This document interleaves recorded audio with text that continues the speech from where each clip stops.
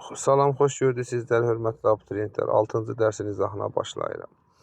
6-cı dərsin testinə baxsaq biz 4-cü əsrin sonları, 3-cü əsrin əvvəllərində İberiya ilə Xəzər dənizi arasında yaranmış qədim Azərbaycan dövləti. İberiya ilə Xəzər dənizi arasında yaranmış Azərbaycan dövləti Albaniyadır. Və Albaniya dövlətinin yerləşdiyi ərazini biz bu xəritədən öyrənirik. Öyrəndikdən sonra testin şərtinə diqqət eləsək, baxaraq ki, Azərbaycan dövlətinin paytaxtı, yəni Albaniya dövlətinin paytaxtını bizdən tələb olunur testdə. Testdə də baxaq görə şərti işarə hansıdır? Albaniya ərazisi paytaxtı Qəbələ bu ərazidədir.